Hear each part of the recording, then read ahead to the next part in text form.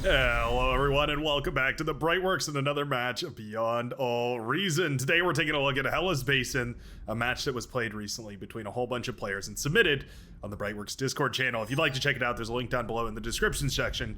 Let's meet our team leaders. Our blue team leader spawning as a Cortex Commander on the, I guess the C lane. I guess it's time we start naming these lanes, right? I'm gonna steal the Supreme Isthmus name and call this the C lane here. Goes by the name of K-Corp. Gonna be hailing at 38 true skill and showing us exactly what he's got. Gonna be going for a bot lab here. Interesting. I'm curious to see what exactly the meta looks like for the time being.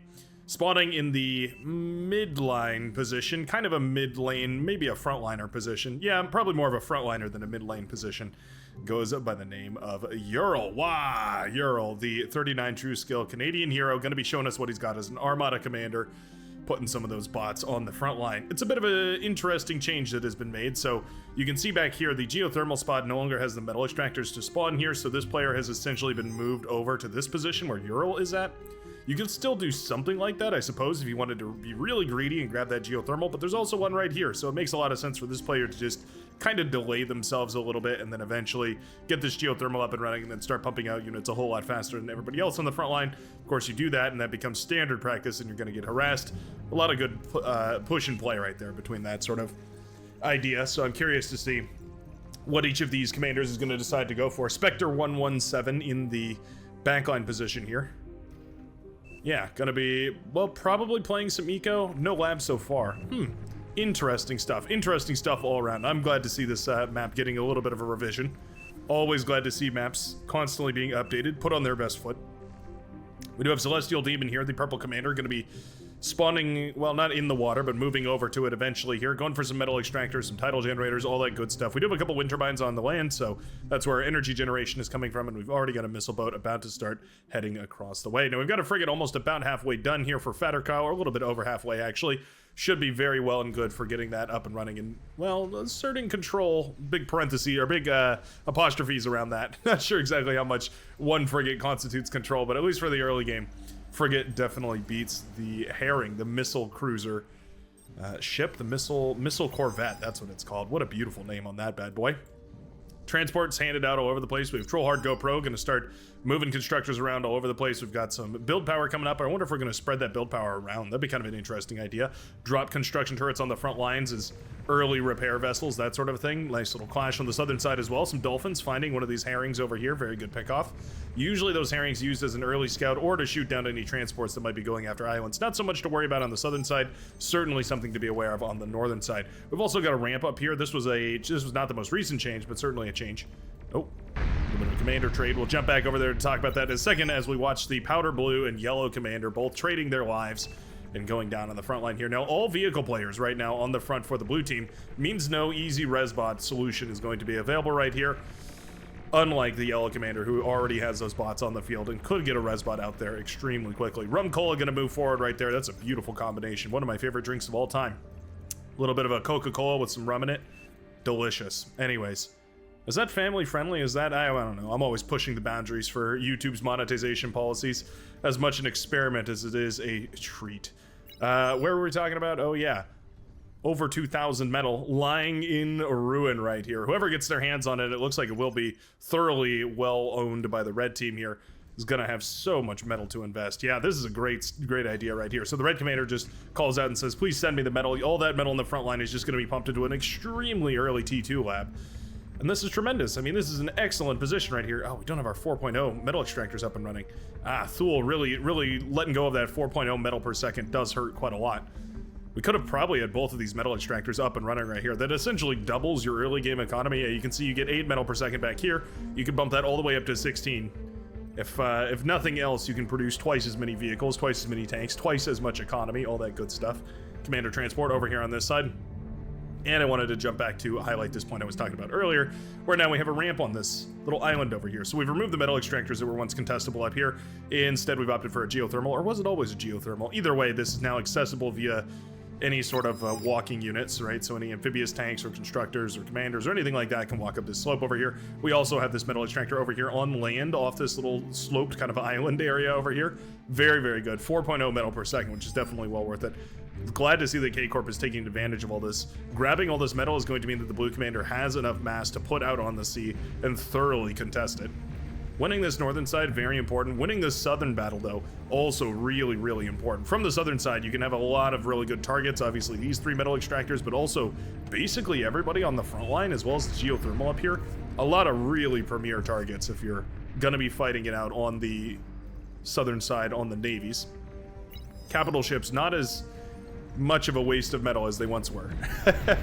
I'd be so careful with that sentence. Yeah, not as big of a waste of metal as they once were. Still very costly to field, but I find more and more that they can manage to put tremendous value on the field, as opposed to where in the past you needed about 4 of them before you could even breach shield expansions. Yeah, it was a nightmare. Glad to see that those have been updated, made viable, made valuable. Definitely going to be well worth it here. Janus up on the front line here. Twin-headed missile launcher of doom, ready to start firing away, and Rumcola is really low. You pushed into those LLTs right here, and you can see all of them have tons of experience from it. Yeah, it only takes a couple of connections from that Janus to actually blow that commander up. Oh, you know, I wouldn't mind seeing diving that Janus just a little bit further. We have the missile truck, so we actually have vision over here. If you just turn this on hold fire, and then you move it in, fire at the commander, and then move it back, I think that'd be the ideal way to play this. We're going straight for the Prude. Okay, that's an interesting choice. I think we should probably prioritize the upgraded metal extractors so we can get those. Yeah, there we go. Those much more powerful 4 times metal extractors. Going to be really great for boosting the economy right here of the red commander, as well as everybody else on the front line. You can see we're sort of upgrading everything. We've actually handed over some of the metal extractors. Lovely stuff. Yeah, everybody getting their upgraded mexes here is going to be really nice for the red team. Similarly, though, we do have T2 coming up right here for the blue team, so we sacrifice the commander back here, and that essentially makes up for the metal that we lost on the front line. Still a little bit ahead over here, but most of that metal has been dispersed between the 3 commanders on the red, whereas all of the T2 is concentrated for the cyan commander. This can mean that the cyan commander has the opportunity to play a little bit more greedy and get back into this game, but if they don't do that and they decide to just spread T2 to their front mates, they'll essentially be on par with the red team. That is all to say that the advantage right here, only so much as the red team can hold this frontline position, lock down these metal extractors, and keep the blue team at bay. It'd be a fool's errand to try and dive at this army right here. These blitzes would be torn apart by the LLT forest over here, so the only option is to fire away with these shell shockers, which they are trying to do. But alas, a single commander repairing a single one of these LLTs is keeping it alive right here. Definitely a frustrating moment from when you're building those shell shockers over and over and over. Extremely expensive. And you just can't seem to manage to blast down that static defense.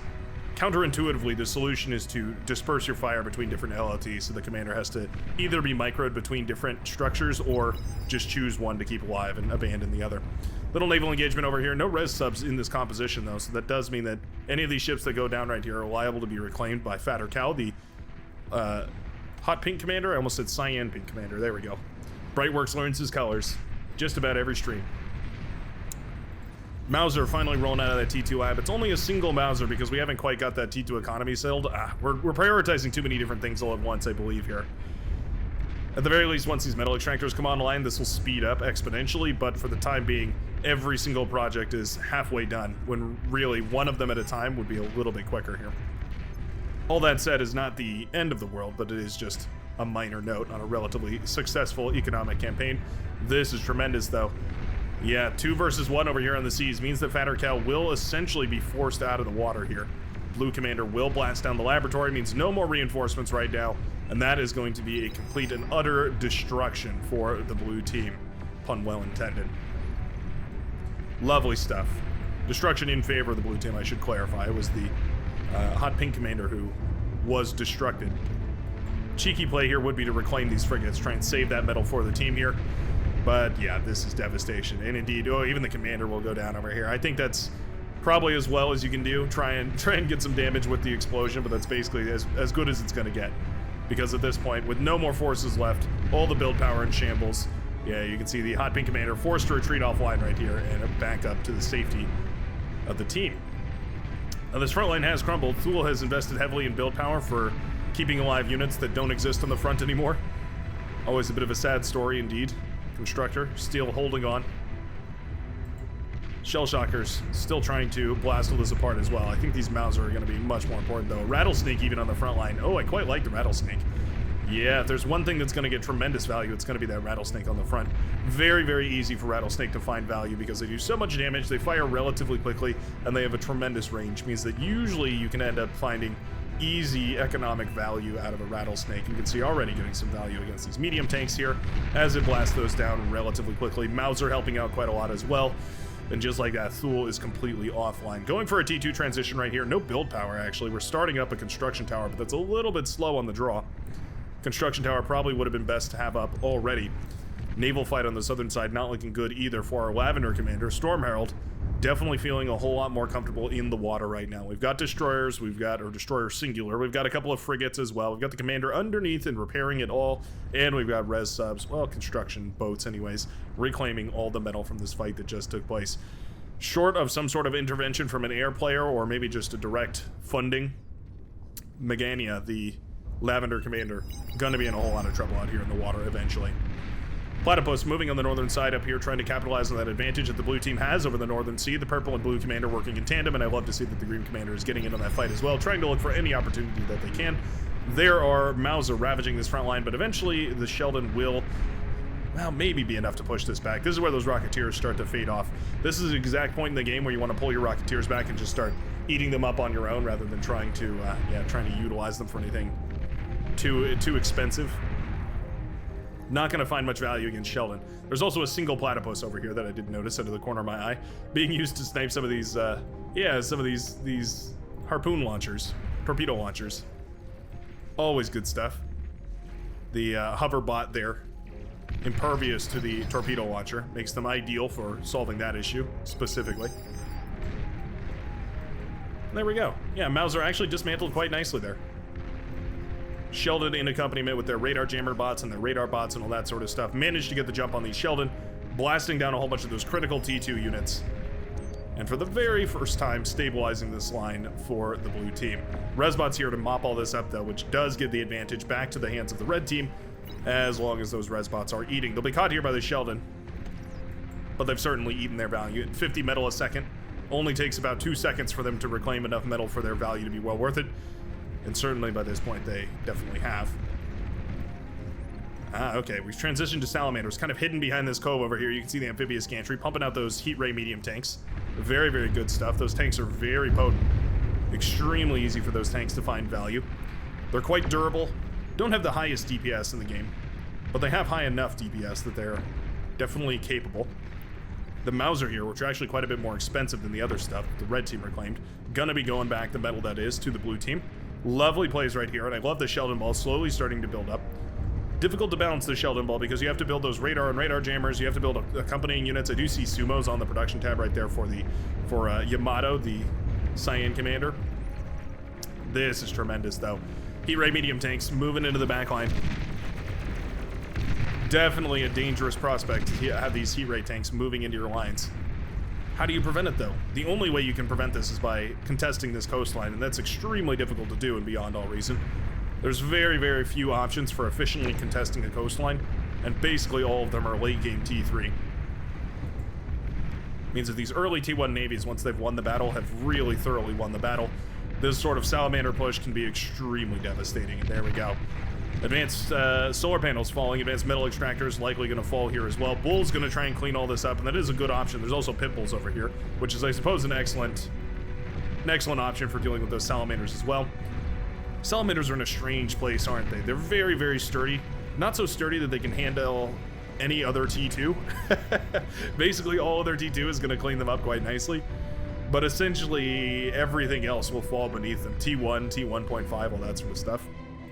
Naval battle has been won over here on the southern side. The Orange Commander, Storm Herald, doing an excellent job of cleaning up the Lavender Commander and forcing them out of the high seas. This is his swamp, and he's ready to contest it. What are we going to go for on the back of this? Looks like a T2 transition. Don't mind that whatsoever. Obviously, there's T2 metal extractors, of which you can grab quite a few of on the southern sea. Going to be very potent right here. A tremendous economy. And the other thing about naval economies is they're very slow to get started, but once you get them going, they're very curvy, right? They start to scale quite nicely. Not so exponential as, say, for instance, the advanced fusion reactor economies. But that's also kind of the joy, is that they don't take nearly as many resources to continue scaling. So you can dump, say, 100 metal per second into scaling your economy on the naval front, and you'll be able to scale that economy quite quickly. Rattlesnake being thrown for a loop right here by this tick and rover spam. Love to see it moving forward. We're using, oh, pardon me, my launcher's done. The tick and rover spam is granting all the vision that these Sheldon need right here. The radar bot's also extremely important as well. But for the time being, this is a tremendous push. What are we going to do about this? The yellow team is completely forced offline right here. Though Salamander have shut down all the production bases right here for Griko Bratko, the yellow commander. So for the time being, it is just the red commander fielding any sort of a defense of the front line. Now this Rattlesnake is putting in the work, blasting away these Sheldon from long range. That is a 43 kill Rattlesnake, my goodness. I said it earlier, but there you go. Extremely easy for Rattlesnakes to gain sufficient value to justify their expense. Salamander slowly rolling up this ramp right here and into the back line. Oh, Loggins actually at a great spot right there. Yeah, catches those Salamander as they're coming around the bend and D-guns down quite a few of them. The rest of them will be microed off to the side right here, trying to evade the wrath of this commander. We had ducks coming up right here, which is actually a great move. That's definitely an excellent option. Loggins in a bit of trouble here, though. No cloak on that commander, and down he goes. Those Salamander now free to ravage this base without fear of D-gunnery. And just like that, the brown commander will effectively be wiped out of this game, or at least they should. Assuming some halfway decent micro here. There we go. Maybe not. Okay, well, the T2 lab will stay alive for some reason. I guess we're opting to target the economy here. Probably the right decision. Wind turbines built too close together, not spread out, which means they'll chain react, making it very easy for these Salamander, which already have an easy time blasting through wind turbines, but that just cements it even further. Just like that, the brown commander is completely forced out of their lane. There's virtually no build power over here. We do have a constructor, so we can try and rebuild, but for the time being, that is two different commanders, roughly speaking, taken offline. Griko Bratko as well as the brown commander Loggins here, both of which suffering immensely from those Salamander tanks. It's such a surefire damage dealer, those Salamander tanks. So easy for them to find value. So I'm always happy to see them. I think they're one of the best options that Cortex commanders have for going for a really quick transition from Navy to land-based harassment, which is important because once you win the Navy, oftentimes it's difficult to figure out what the appropriate transition is. Going to that T2 Naval lab is extremely expensive, very difficult to justify even on your own economy. Maybe once you kill your opponent, it's well worth it here. Shuriken having virtually no effect. Eventually the Hounds being streamed out of the lab from Spectre 117 will clean all this up. But suffice it to say that for the time being, this is not looking good right now for the red team. The northern side, completely harassed. We've got rocket hovercrafts over here, the Mongolols, firing away their little rocket launchers. Always skeptical of hovercraft, but certainly under the right application, they can be very useful. Hover tanks now pushing up here as well. That T2 lab will finally meet its maker. Down it goes, converted to the metal it came from. To the dust it returns. Hover tanks blasting away whatever else they can. Yeah, ducks much more powerful under the water than they are above it. Couple of platypus running along over here. Oh, we've mined the ever-living snot out of this field over here. Beautiful stuff. These are all heavy mines as well, so we're about as invested on defending this coast as we can. This was set up to deflect a marauder push, so these platypus are a little bit... it's a little bit of overkill for the platypus, but I certainly don't mind it. Oh, and this is a cheeky transition as well. Okay, so we've gone for tumbleweeds here. Tumbleweeds are a pain. Suffice it to say, tumbleweeds are extremely difficult to counter when you're playing as Navy. If the depth of the water isn't sufficient, the tumbleweeds can gain immense value against even T2 ships, and it's an incredibly inefficient trade. 65 metal, and it takes about 4 of them to bring down a buccaneer. That's kind of my benchmark for the power of these, but anyway, here they go, moving forward. If you self-D them, they do even more damage, but you can see that was 3 of them almost killing that destroyer. So yeah, about 4 of them to kill the destroyer. That's self-D. If you self-destruct them, they do more damage, so you can get even more value out of here, but not what the green commander is doing. We're just ramming them head first into the enemy ships. Always a viable option with your undersea mines. I think we need to commit, though. I think if we commit full-blown to the tumbleweed strategy, I think we've got a great thing going. Supporting the front line with the ticks is great, but now the Juno missiles have started to land, and that's going to start blasting apart those ticks, clearing that all away and making this defunct. And tumbleweeds much less powerful before they get into the water. So this is the right move right here from the orange commander. Deal with them before they become an underwater issue. You can resolve this by building up a big wave of tumbleweeds, spreading them out on land, and then moving them in all simultaneously. You have to be very careful about chain reactions, though. Yeah, we're sort of losing control of our armies over here. So we'll switch focus. There goes some heavy bombers. Dropping their payload on some of those advanced solar panels. Definitely an expensive unit to take down. Fighters accompanying these bombers over here. What is our primary target? There's a couple of good options. There we go. Advanced Geo, definitely one of them. Cloaked fusion reactors to make sure that these bombers don't have a good target, though, will mean that for at the very least, the Red Commander will remain with a large portion of their energy economy intact here. Suffice it to say, though, these bombers have gotten immense value. They go taking down some more of those advanced solars. A tremendous loss of metal, really, is what those advanced solars going down means. Flak truck firing away at whatever it can now. Always good to see. Those flak trucks are probably one of the most powerful anti-air defensive options that you have. This bomber with very low health needs to be very wary of essentially any anti-air.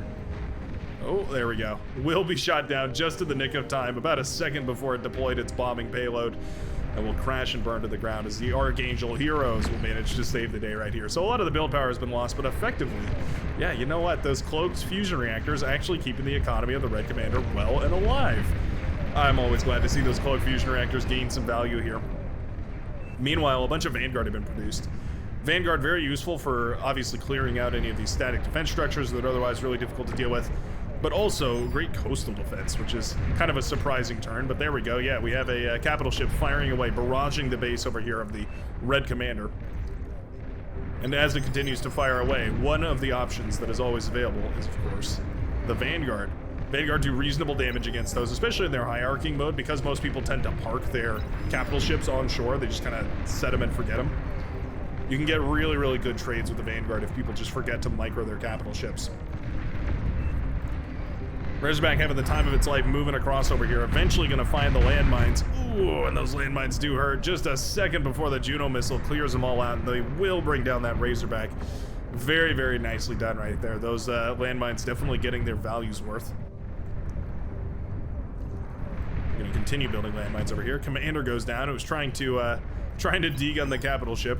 I like the effort. Unfortunately, not going to happen here. Actually opening up a pathway for that capital ship to get even closer and continue firing away. Oh, such a tricky moment.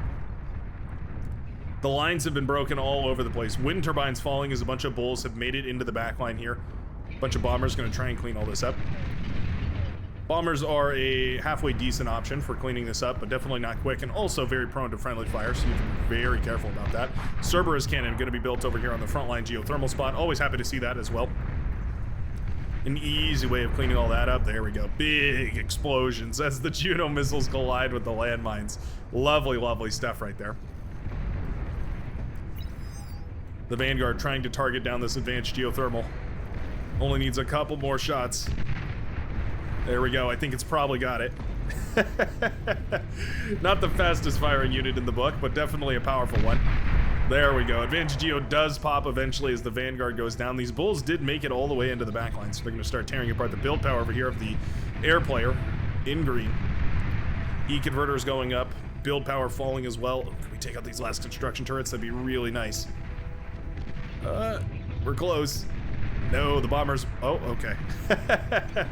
That is the risk of the bombers, right? They accidentally just killed their entire base. The build power will end up falling down. Oh, no. The hero bull that could, taking down so much of the build power before finally being cleaned up over here. A tremendous run by right there as the entire front line now for the blue team has been completely destroyed. So capital ship is going to continue barraging all of this. Basically all the production has been lost. The build power has fallen over here. Pit bulls and all that sort of stuff stay standing, but all the rest of the unit production is essentially gone. How are we going to transition after this? So the capital ships are en masse right here. Hovercraft continuing to swarm up the shoreline. We have the sharpshooters here for a little bit of defense. Gonna try and blast away at whatever they can. Razorback certainly a pristine target. One of the problems though is without enough pinpointers, those sharpshooter are effectively missing every shot. Yeah. Very unlikely that they'll actually hit whatever their radar is targeting. The bigger the target, obviously, the better, but in the case of, for instance, the hovercraft, definitely not going to be a good situation. Whoa, just barely saving that fusion reactor. Salamander tank here to seal the deal. Just barely 8% left on that poor fusion reactor. Salamander tanks rolling up the shoreline, trying to clean all this out. There we go. Fusion reactor pops right there for the Lavender Commander, and finally this push has been, I would say, well justified. It's about time that we invest in a capital ship over here as well. A capital ship barraging the side of the blue team right now could even the odds a little bit here. I think this is probably just ever so slightly better for the blue team, though. Yeah, you know what? A lot of this is still available. We do have the missile boats that have been shelling away at things, so that's kind of the option before the capital ship, before you make the insane investment to go into a capital ship. Pretty much neck and neck between these two teams right now. The red team with a slight metal advantage coming in at about 500, whereas the blue team coming in at about 420 or so. Depends on reclaim always, of course, but more or less a slight advantage for the red team. Still a bunch of T1 boats on the shore here. Not sure exactly about that. I think maybe trading some of those out, for instance, for some T2 variants, or going for something else. We have a big bomber run coming up on the northern side here as well. Anti-air defense here is really crucial, especially in the air player's base, because if you get stun locked effectively, if the fighters are swarming around your base and you have no way to fend them off, then you can get locked in a vicious cycle where you can't get a constructor out, you can't get anything else out, your fighters get shot down instantly, and you're in a whole lot of trouble. So building one anti-air turret here is a great idea for SSS. Fusion reactors stay alive, and the defense is thorough. Glad to see the Brown Commander is still in the game, although not really doing much. Just kind of spectating at this point. Oh no, we do have a base back here. Oh, lovely. Okay, so we do have a little T1 production facility over here. We've neglected these metal extractors, which is a little bit of a bummer. Yeah, we could certainly send this constructor back to go grab those. And in fact, I'd love to see it. Eat metal, cries the Razorback. We do have Marauder building over here as well. Juno missiles have been wonderful to see. Oftentimes underutilized, the Juno missile, I feel. Feels like sometimes the Juno missile goes neglected for its ability to clear out those mines and shut down anybody going for overwhelming tick spam. One of those things that scales really, really well into the late game. It's actually a bit odd that it's a T1 unit. I almost always think about the Juno missile as a T2 or T3 sort of a unit. Or structure, I should say. There we go, though. I mean, the sharpshooters are trading efficiently here. 32 kills between the 5 of these ones. That's a very efficient army. They're also prioritizing heavy hitting units too, so you know we're killing important stuff, not just the chaff. There we go. Yeah, I mean, sharpshooters for coastal defense feels a bit strange, but I guess it does work because most of these boats are sturdy enough that they're not overkilling. The only problem is when they miss those shots. There we go. They are connecting for the most part now. We need a little bit of fusion, radar, pardon me. Radar and radar jammer over here to make sure that most of this can actually see out into the water would be a good idea. Marauder building up on the southern side, Shiva building up on the northern. Almost a mirror matchup, right? This is just Armada technology versus Cortex technology, both of which trying their very best to smack down the other. Capital ships trying to blast apart this Prude. One of the superpowers of the Prude, of course, just how overwhelmingly durable it is. It's times like these, though, when you're really, really excited to have gone for a couple of cloaked fusion reactors. Ooh, maybe I spoke a second too soon. Obviously not the fault of the cloaked fusion reactor there, but a bummer that it was spotted either way. Also, once you know that your enemy is going for cloaked fusion reactors, it can oftentimes tip you off that, hey, maybe they've got a couple more of these, and you'd be a little bit more cautious about it. Maybe check some of the corners and whatnot where somebody might hide them. The one spot that hasn't been Juno'd over here, I think the original intent for these landmines was to catch Marauders. Oh, I just know we're about to see the juiciest connection of all time right here as Ural's entire Marauder force moves forward and walks right through this landmine field. I want to see it. Calling it right now that it's about to happen. Capital ship on the way right here for the Orange Commander as well. Feels a little bit late to the game, but that's because we've been going for so many of these hovercraft platforms and whatnot, trying to spam hovercraft around over here. Not the end of the world, obviously. Oh, okay, Juno missile will clear out some of those landmines. Still the big majority of them remains. Oh no. Oh, I just know we're about to see a beautiful, beautiful connection over here. I don't want to miss it. Gotta look at this Shiva pull over here, though. Another one of those cloak fusion reactors goes down over on this side. We do have the Shivas marching forward to discover that effectively everything has been destroyed. This is turning into a backline versus backline game. You can see the Red Commander trying to rebuild a fusion reactor and some energy converters, all that good stuff in the backline here, using whatever metal they managed to pull out of the front lines. It is a significant amount. You can see we've pulled quite a bit out of here. Shiva's marching forward, though. Definitely an excellent time for the blue team to start applying pressure back to the front lines. There's just no frontliners left. Yeah, I guess that's the issue. The front line has been ravaged over here constantly by the capital ships and whatnot. Marauders coming off the shoreline here. Interesting. Maybe waiting for another Juno missile to collide with those landmines over there. Are we aware of them? I wonder if that's the case. Nope. No scouting on those landmines. We're not aware that they're there, so just a convenient dodge right there from the Red Commander. Build power goes up right there for the Tan Commander. Shiva, if nothing else, very, very destructive in an AoE, means that they're very good at taking down big swaths of build power. Bombers coming in to try and clean some of this up as well. And eventually, those Shiva will be dealt with. Now, a couple of them dived into this pond over here, so that's always nice to see. Going to be popping up out of the pond to try and kill some of these hounds. Basically everybody on the red team falling back to the safety of this mountain range, though, trying to keep themselves well hidden. Marauders finding an alternate path. Okay, actually jumping on top of a lot of those sharpshooters here. That's really nice. Those sharpshooters were the crux of the defense over here, holding back any of the sturdier units that came ashore. Like, for instance, if we were to see any more salamanders coming up or poison arrows, any of those. Yeah, Shiva very slow up this hill here. Perfect target for these bombers. Just like that, they do manage to collide with a lot of this. Now, these Marauders have effectively been uncontested. Yeah, that's still 9 Marauders, which is extremely, extremely powerful. Let me cook, cries out Ural.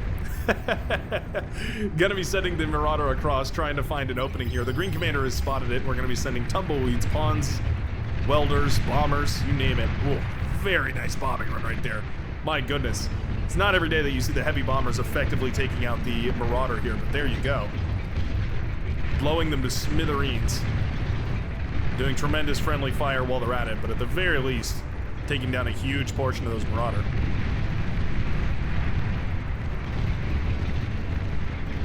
Build power is falling rapidly. Pawns trying to take down Marauders. It's a bit funny.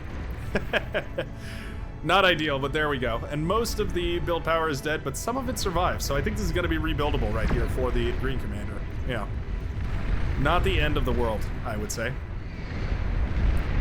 Shiva have been well dealt with here. At this point, the Maroon Commander pumping out Razorbacks per second, trying to get these bad boys online. Always happy to see Razorback production. They just look epic, don't they? That's a beautiful sight to see. The Razorback leaving its home, going out into the world to find itself, and to find something to kill. This little fortified land right over here. Oh, that's very nice. Yeah, we've got some T2 walls over here to protect this pulsar. Eventually going down as the capital ships shell away at it, but actually going to be kind of difficult to break. You need very precise precision tooling in order to break this down, i.e. sharpshooters, bombers, things that trade very efficiently over there, if you want to trade efficiently. Always useful too. Tremendous swell of force over here, though. Tons of salamanders rolling forward to accompany the Shiva that are marching forward, but we've also got a killer bombing run headed into the fray. There is tons of flak turrets available, so at the very least these bombers are suffering immensely. Ooh, they do deliver their payload, though.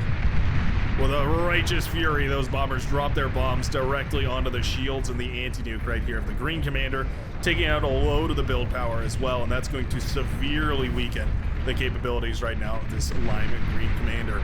The follow-up attack right here from these Salamanders and Shivas is going to be brutal. The missiles also very important here. That's one of the superpowers of the Shiva as opposed to the Marauder.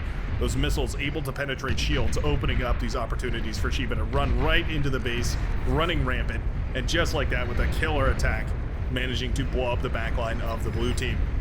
At this point, an energy lead right here for the red team. However, the metal extractor value is still relatively similar. Part of that is in portion due to the tremendous economy scaling that's happening over here in the blue seas.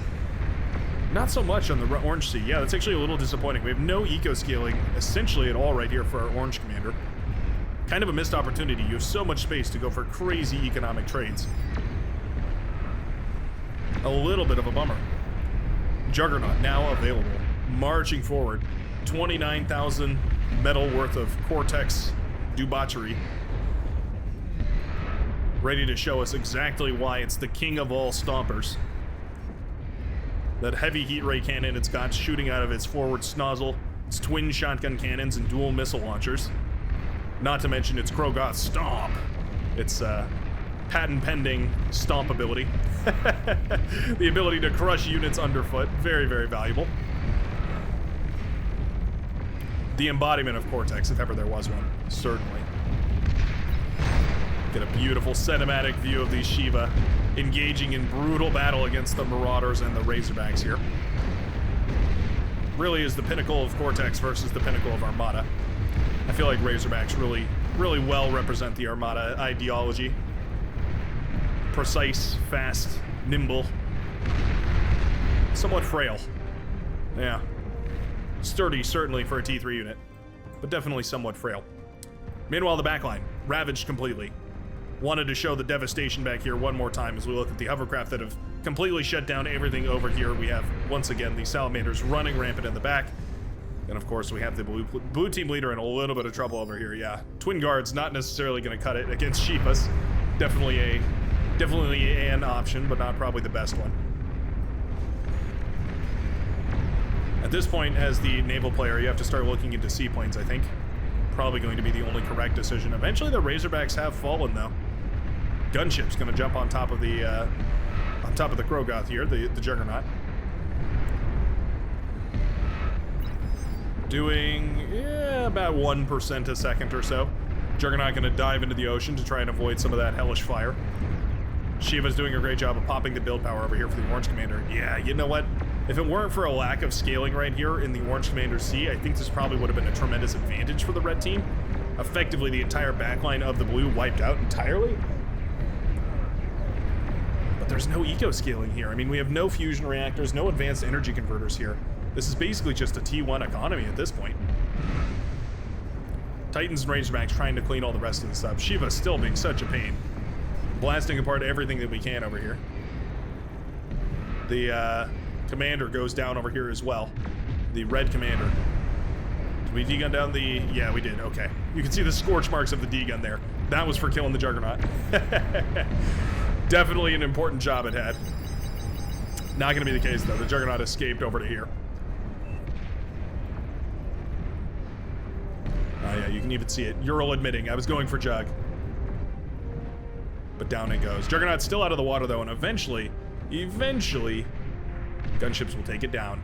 Cost them their lives, though, which is, of course, the other superpower of the Juggernaut. It's explosive retribution.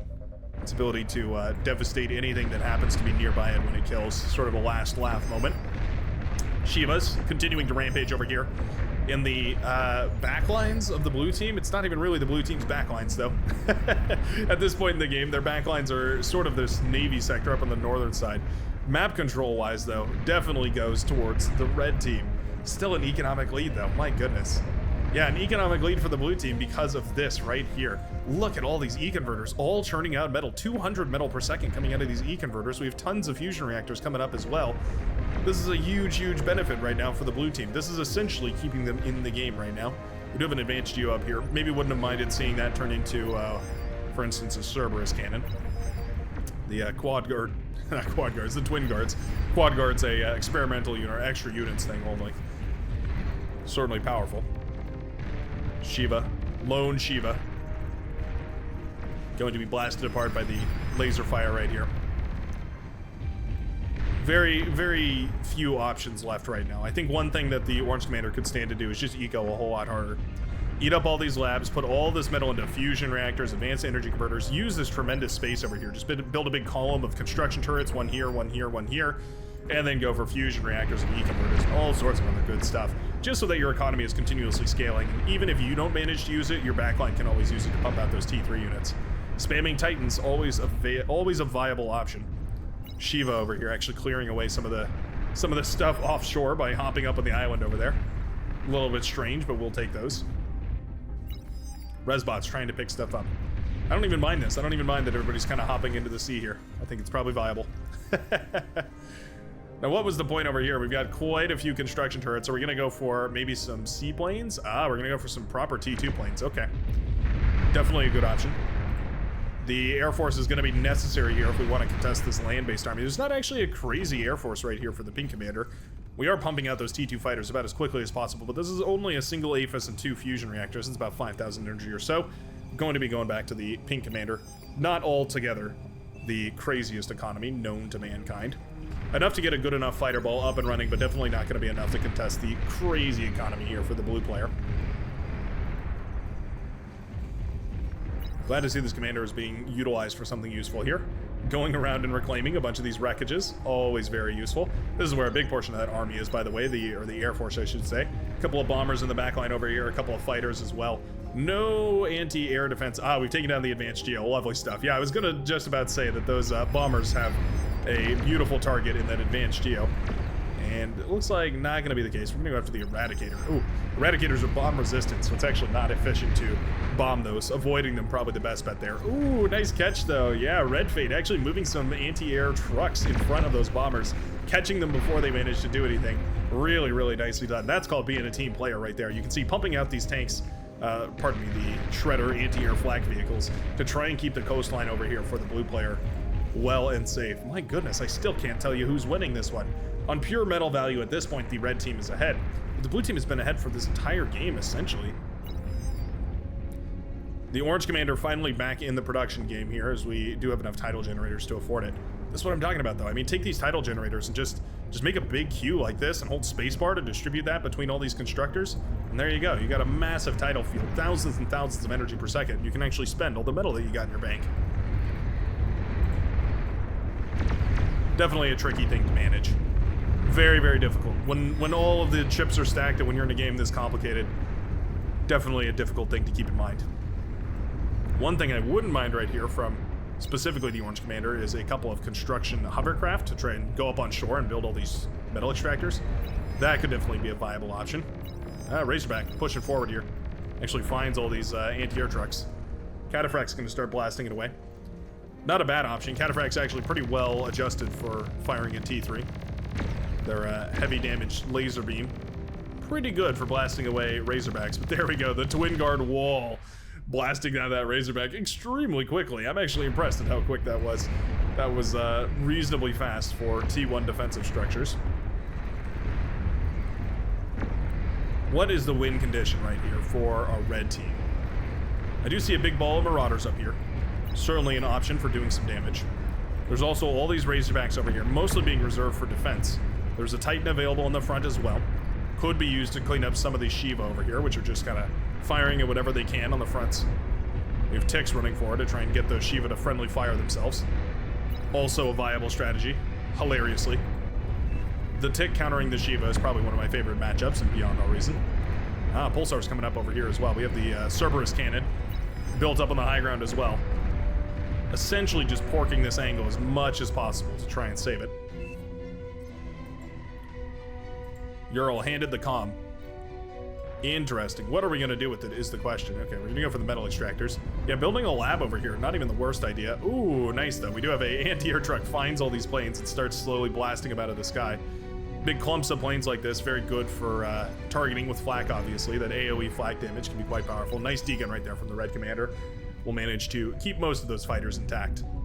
Easy to miss something like that, so it just goes to show how much APM we're currently cranking out and dispersing all the way across the map here. This economy is fabulous. Really, really fabulous. We've got those T2 airplanes coming up, so you can see the blue team leader ready to end this game. You know what would be an interesting choice here? A very interesting choice. Going for one of these bad boys. Oh, not those. There we go. The Calamity. Now, would it actually be able to reach anything? Well, you know what? I guess not. Yeah, you'd really have to build it pretty far forward in order to actually do anything. This front line is relatively uncontested, though, so you can imagine maybe getting a Calamity up and running over here. You can try and do that cheeky strategy. I think we saw Nostradamus do it a long time ago. Build 400 T2 construction aircraft, store up 60,000 metal, and then go put together a wall cannon in 12 seconds. Obviously a difficult one to pull off. Very, very difficult to pull off. But if you can manage to pull it off, it is pretty cool. You can see 2 shields, not even enough to stop a capital ship. So what's the golden number? I mean, how viable do we want shields to be as far as porking goes? There we go. Nice collision right there. Those bombers taking out all of the shields and 2 advanced fusion, or pardon me, 2 cloaked fusion reactors right there. The cloaked gremlins over here, actually completely out of energy at this point. the powder blue commander. Oh, indeed. Asking for a reactor right there. That's the right idea. Bombers taking down some of the economy. The time has come to clash all of these air walls against each other. Fighters versus fighters. A big old swell. And I think the green player has the numbers. We went for some dragons here. Dragons. A costly investment for this point in the game. There they go, being blasted apart right now by those T2 fighters. Always efficient to trade your T2 fighters for dragons. Basically any chance you can get. 5,000 metal apiece for those dragons. We've only peeled off a couple of the bombers here. Oh, not quite enough of them dropped their bombs right here. I saw the vision. The idea was to save this or save these bombers for bombing something else. Oh, we get the build power over here. That's quite nice, actually. But we did manage to get the fusion reactors, so no big boom for this time around. Definitely scary, though. The red team now aware of the fact that there's an air player once more on the blue side. Gonna start pumping out those fighters. And you can see, indeed, coming up slowly but surely here. The blue player doing a great job. K-Corp, I keep calling him the blue player. They have names. I should use them. K-Corp here, doing an excellent job of spending their metal. Utilizing it well on the front line. Titans can be a very efficient unit. If you use only their laser beam from very far away, they can trade against other T3 ridiculously efficiently, making them one of the all-time most efficient T3 units if microed really carefully. And you can see that's exactly what the yellow commander is doing here. Using them to blast down these T3 Shiva one at a time. Very, very nicely done. Juggernaut coming up right here. That's going to be much trickier to deal with, but at least for the time being, this is definitely quite nice. Ooh, no anti-air defense over here for the orange commander. This is all going to be spied right now by these fighters flying over the head of the orange commander. Oh, there we go. We've got the tidal farm over here. We're doing it one by one, which is a lot slower than dispersing that command between everything. There we go. Bombers now colliding with this production factory over here on the left-hand side. Gonna start taking down all of the build power over here, as well as a bunch of those tidal generators. Beautiful, beautiful system like that. Love to see those bombers colliding with those really chain reactive buildings. Very satisfying. Still some premier targets over here that I'd love to see taken down. Bomber's gonna prioritize some other things. There we go, yeah, dispersing their attack command all over the place. Uh-oh, uh-oh. Chain reaction takes out all of the build power over here. Beautiful play right there from the hovercraft labs. Taking out all of those E-converters. That is all of the energy, all of the metal right here for the blue commander. You can see immediately overflowing tons and tons of energy every single second. Those hovercraft causing complete destruction. Beautiful stuff right there. Once again, equalizing this game. I thought the blue team was going to run away with the lead, but just like that hovercraft attack is completely set back the blue team. Now going to be forced to invest, the blue player rather, K-Corp, going to be forced to reinvest all of that metal into a whole bunch of E-converters. Pretty quick if he wants to stay in this game. We need to halt basically all production and start building E-converters all over the place. For the time being, at the very least, hovercraft production is halted. But it's only a matter of time before it all comes back online for Storm Herald here. We just love the T2 lab, by the way, so we are getting somewhere. We have Predators coming up right here. Interesting choice to go into the submarines there. Yeah, the red team's still holding on. Yeah, we're going to start up some more fusion reactors in the back line here. Kind of a risky position, but I guess there's not really that much risk, right? Like, your team already has this southern water side, so it's not going to be like anything can really get over here. Just feels strange to put those fusions so close to water.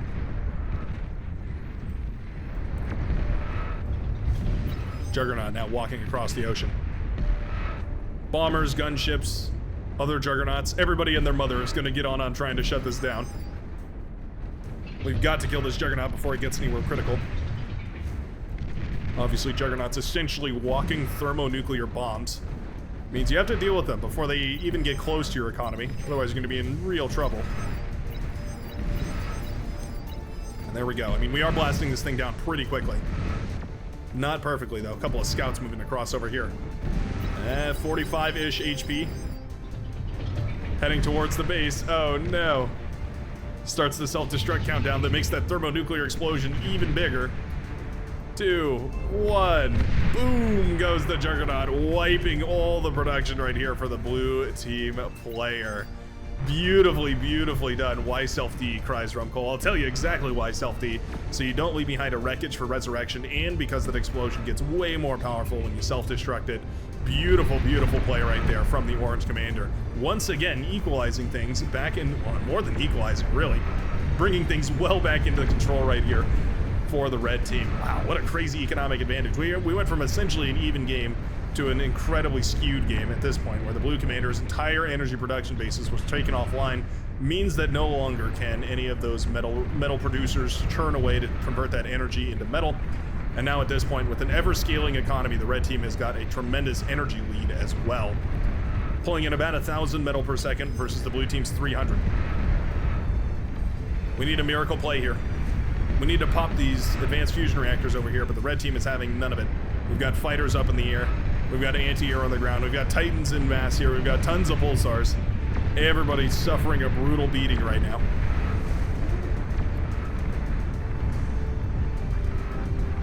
Where did those cloaks tanks go? Not sure they ever got any value, unfortunately.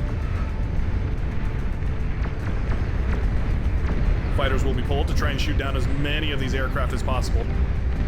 Nicely done here by the red team, though. Pulling those fighters back into the anti-air defenses to let this all be taken care of really efficiently. Geothermal not going to be a prime target up here. It's turned into a Cerberus cannon. Not very powerful. Not very explosive anyways. Just like that, the bombers are shot down. My goodness, is the red team doing it? I think the red team may actually be doing it.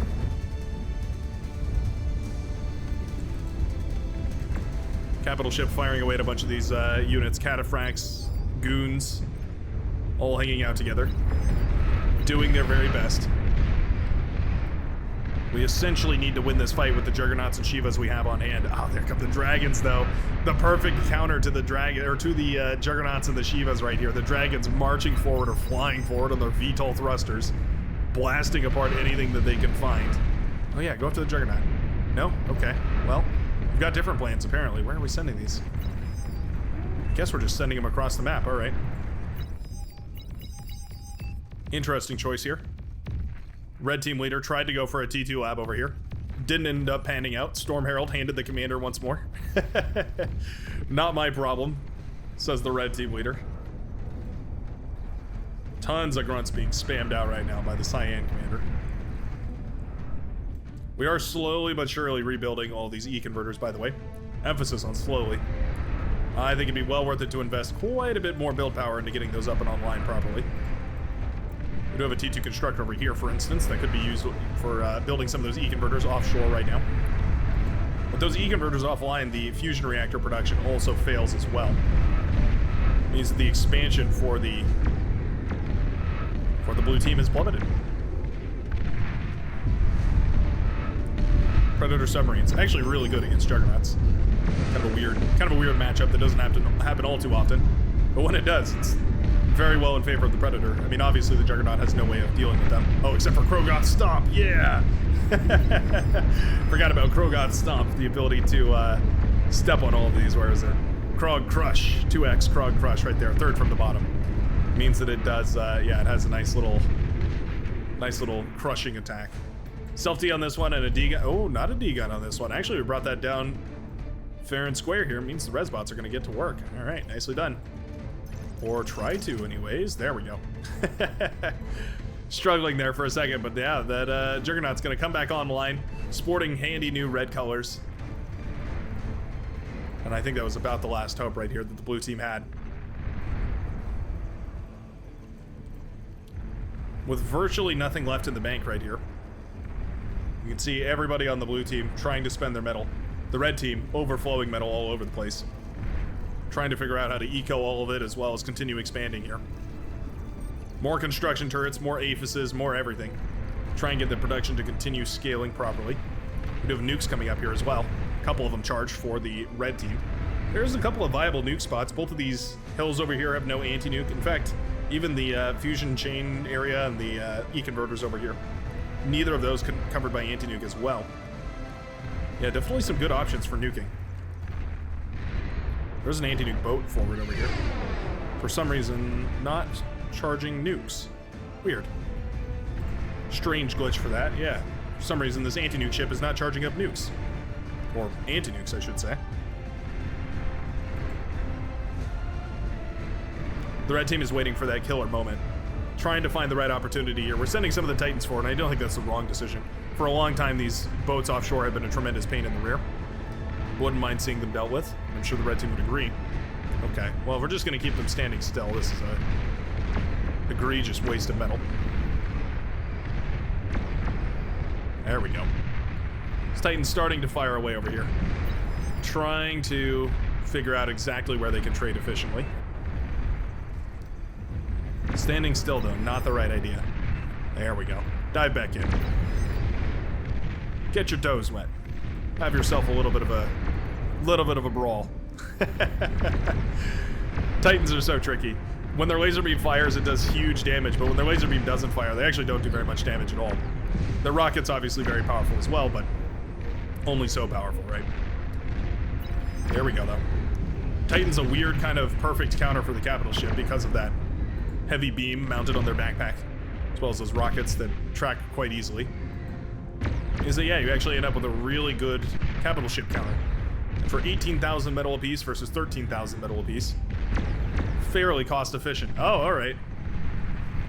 Well, just like that, I guess with the Titans pushing forward in this shoreline crumble, no explosive boom to end this game, but instead just a slow and steady whimper as the red team continues to rebuild their economy from scratch out of an otherwise unwinnable pit. And the blue team manages to clutch defeat from the jaws of victory. Beautifully, beautifully played game. An absolute back and forth gobstomper of a match. I'm a little bit left speechless here. Yeah, that was an excellent, excellent game, and I sure hope you enjoyed. And I will see you in the very next game of Beyond All Reason. Peace out, everybody.